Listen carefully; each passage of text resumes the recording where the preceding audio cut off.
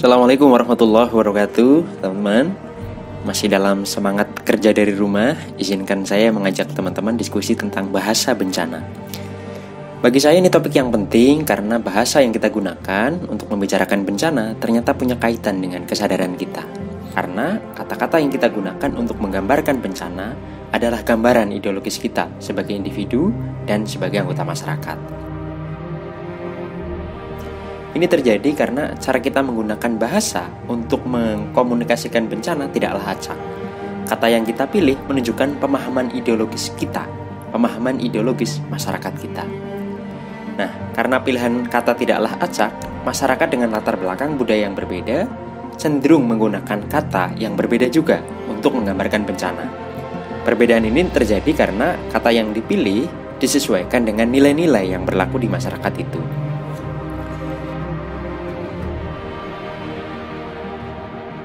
Dalam bahasa Inggris misalnya, bencana disebut disaster. Kata ini diserap dari bahasa Italia, disastro, yang secara harfiah berarti ill start atau bintang yang sedang sakit. Kata bintang di sini bisa merujuk pada benda-benda langit, termasuk bumi di dalamnya. Dengan demikian, kata disaster menyimpan pemahaman bahwa bencana merupakan kondisi ketika bumi sedang sakit.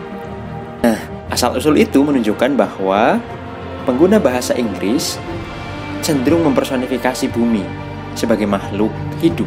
Seperti manusia, ia digambarkan bisa sakit. Konsep itu menempatkan bumi sebagai subjek yang mengalami. Nah, makna ini berbeda dengan bencana dalam bahasa Indonesia.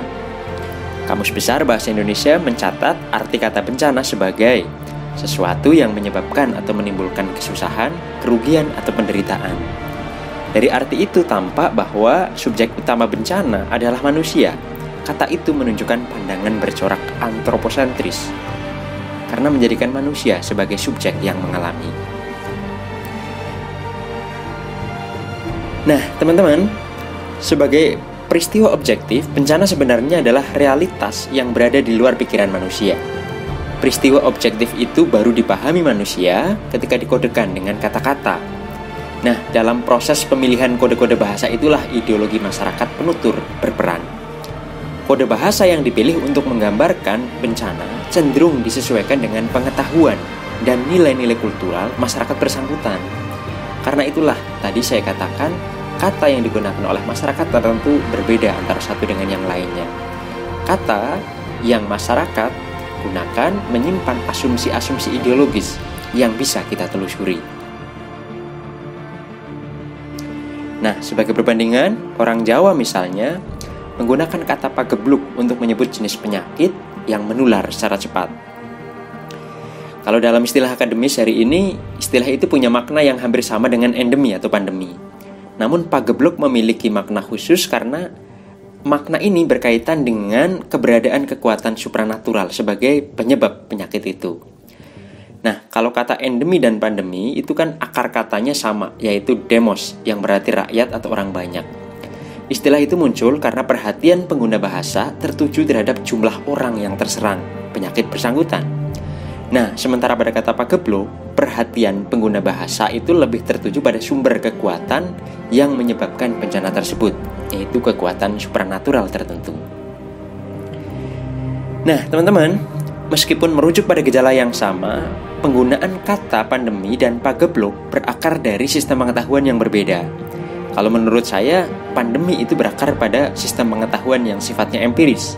Sementara kata pagebluk itu lahir dari sistem pengetahuan yang bersifat spiritualis.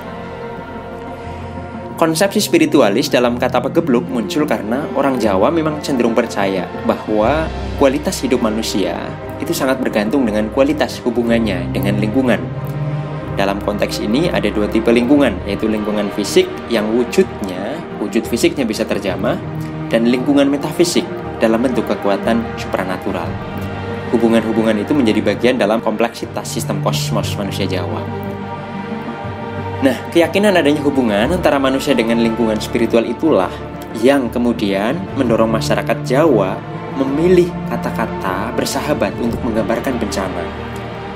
Bahkan orang Jawa merasa perlu mempersonifikasi kekuatan-kekuatan alamiah itu, misalnya dalam bentuk sosok Kiai Sabu Jagat untuk menyebut Gunung Merapi dan Nyi Roro Kidul untuk menyebut kekuatan Laut Selatan.